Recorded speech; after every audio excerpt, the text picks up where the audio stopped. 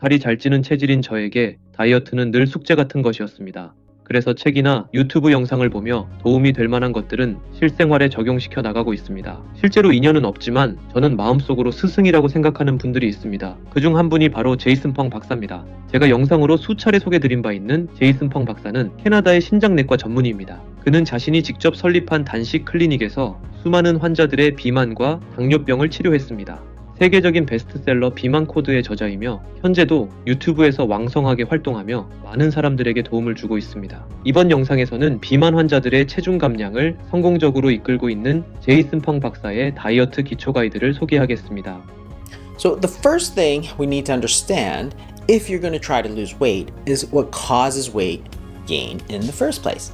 If you don't know the problem, you can't come up with a solution.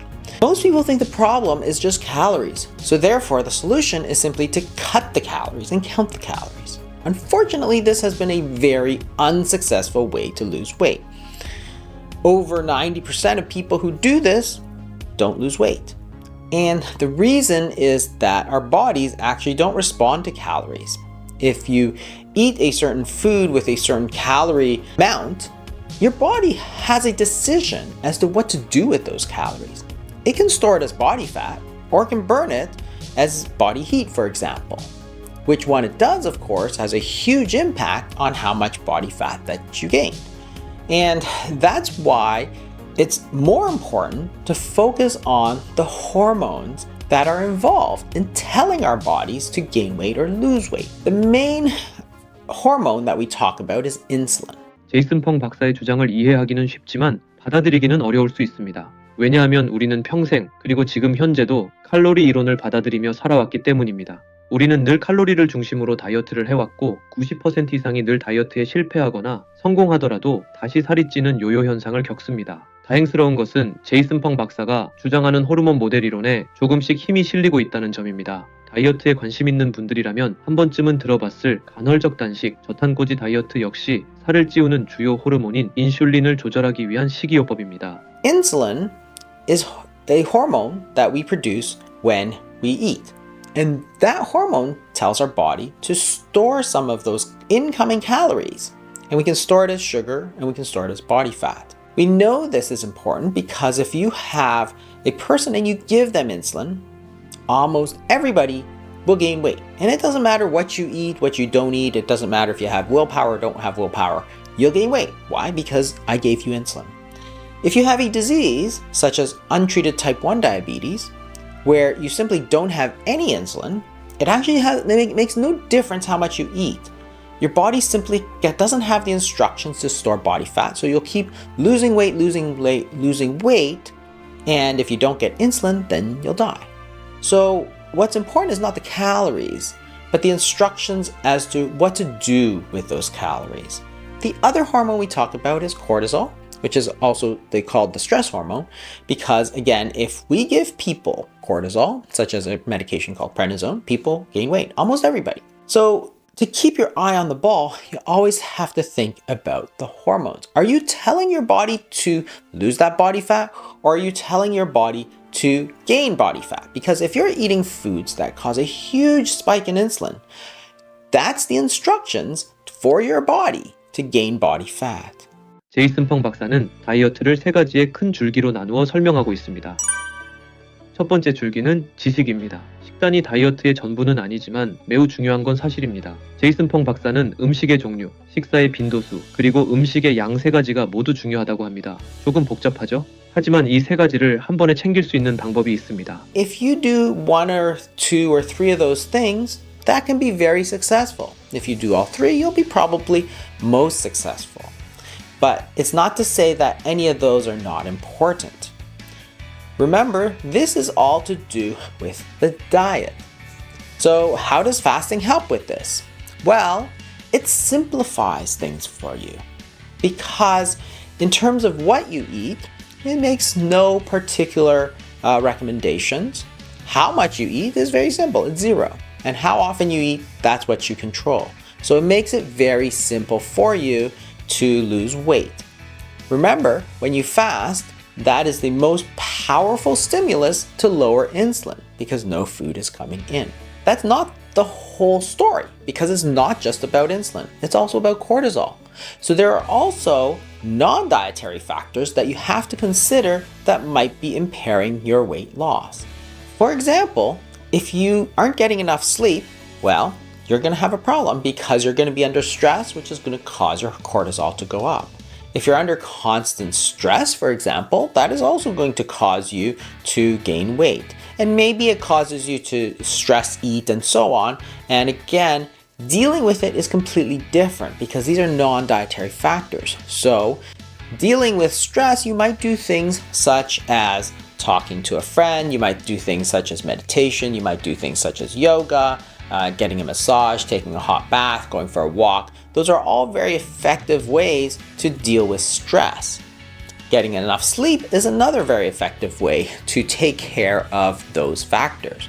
And you won't understand that if you didn't understand that it's all about the hormones. So understanding the proper diet, what levers you can pull in terms of your diet, what levers you can pull in terms of stress relief and sleep, well, those are very important. And knowing it is very important, but it's simply not enough. 두 번째 줄기는 환경과 시스템입니다. 많은 사람들이 다이어트를 위해서는 강한 의지력이 필요하다고 생각합니다. 하지만 제이슨펑 박사는 의지력이 필요 없는 환경을 조성하는 것이 중요하다고 합니다. Because just because you know that something is good for you doesn't mean that you're going to do it. We all know that eating cookies is not slimming, but many of us still do. Well, why is that? And a lot of times it's the environment because it's not just about willpower. If you have no access to those cookies, well, you're not going to eat them. If you're in a meeting, for example, at work or at school, and you're bored and there's a plate of cookies in front of you, you might not be hungry and you might know full well, you have knowledge that cookies are not going to make you lose weight, but you'll eat them anyway. Why? Because they're there. If there was no cookies there, you wouldn't have eaten them, but because they're there, you did. That's very important information because now you can change your environment so that you are not going to look at them. If you're going to the coffee shop to get yourself a coffee in the morning and they have all sorts of donuts and baked goods and things that are very tempting, you might be tempted to get it. If you know that, then maybe you can make a change. Maybe you don't get the coffee from the coffee shop. Maybe you put a coffee machine in your office or at school, or you bring it from home because you know that that's going to prevent you from getting it. And this was some of the secrets in the 1970s when people were not really watching their diets but staying slim. Their environment was not conducive to gaining weight. People didn't eat in the car. People didn't eat at the office. People didn't eat in front of the computer. And therefore, they were never tempted. They only had 3 structured meals. And that was it. So fasting can really help sometimes in trying to determine what sort of environment it is because you're getting yourself out of the kitchen. You're getting yourself out of the pantry. You're not trying to cook and so on. The other thing is build a system, a framework of how to eat. So you're never wondering, should I eat or shouldn't I eat? When you do fasting, you know that, hey, I shouldn't eat. I'm only going to eat once a day or twice a day and that's it, nothing else. There's none of this, how many calories do I have? So I have a few calories so I can have this and then I'll cut down some at dinner. There's none of that. So the fasting really helps build that framework for you. Just like in the 70s, you eat breakfast, lunch, dinner, and no other times. And you don't eat desserts all the time. It helps you build that framework. And this is where having a coach or a friend to talk to can really help because they can really go through and look at the environment that you're in, look at the systems that you have. Hey, do you have a problem area? Do you have a trigger? Maybe you have something that triggers you into eating. Well, once you identify it, then you can eliminate that trigger. And it's not about willpower, it's about eliminating a trigger. Maybe watching TV, watching people cook on TV is triggering and makes you go to the kitchen and eat. Well, you can watch something else. Maybe you like those shows, but if you want to lose weight, maybe you can switch to some kind of other TV show or movie instead. Well, that's a simple thing to do.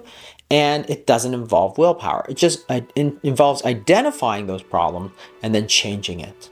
먹방 컨텐츠의 인기가 많아지면서 요즘에는 공중파 방송에서도 음식을 주제로 하는 방송이 엄청나게 늘어났습니다. 지금도 TV나 유튜브를 켜면 꽤나 많은 양의 음식을 아무렇지도 않게 먹는 사람들의 모습이 자주 보입니다. 저는 담배나 술은 방송에서 노출을 금지하면서 이런 모습은 아무렇지도 않게 보여주고 있는 게 참 아이러니합니다. 잦은 과식은 술, 담배 이상으로 건강에 치명적일 수 있다는 점 기억하시기 바랍니다. 세 번째 줄기는 감정입니다. 먹을 것이 풍족해진 현대사회에서 음식은 단순히 배고픔을 채우는 것이 아닌 일종의 레저 활동이 되어가고 있습니다. 사람들은 스트레스를 풀기 위해 매운 것을 먹고 우울할 땐 당 충전한다고 단 음식을 먹는 등 모든 슬픔과 기쁨을 음식과 함께합니다. 그리고 이런 문화가 사람들을 더욱 살찌게 만들고 있습니다. What I mean by this is that we eat for many different reasons. And hunger is only one of them. We pretend that it's the only thing that matters in terms of eating, but it's not. We eat for two main reasons. One is because we're hungry. In fact, that's actually the least important reason that we eat right now. The more important reason is we eat because food tastes good. Not because we have to, because we're hungry or we're malnourished. We do it because it's pleasurable. And sometimes this goes overboard. So dealing with those emotions like food addictions, for example, triggering foods. If you eat sweet things, maybe you get triggered and you overeat. Some people might be feeling kind of sad, for example, and they use food as a crutch because food is a reward. It stimulates dopamine. So you eat those comfort foods like cookies and ice cream, you feel a little good about yourself. So if you're feeling a little down, well, hey, you might decide to go and eat. Well, that's going to make you gain weight. It wasn't that you lacked the knowledge to do it. It wasn't that you lacked the systems. It was because your emotions needed to be identified and dealt with. And again, that's where working with a coach or a friend can really help you through the food addiction. Fasting is also very useful in dealing with addictions because by cutting out all of those foods completely, you help break that cycle of addiction. Addiction is not about giving a little bit. Like if you're trying to stop drinking alcohol, the solution is not to slowly cut down a little alcohol because at some point you're just going to go backwards. The key is to cut it out entirely and then put in the supports that are necessary. Again, you have to recognize that we're social beings and we do things better when we have supports, emotional supports from other people. And that's where working with a group, working with a friend, having those people to talk to can be so important. And that is really the basics of how to lose weight. It's about having the knowledge, about identifying the environment and the systems, and identifying if there's emotional factors and then bringing things into play that can help with that. 이상한 다이어트였습니다.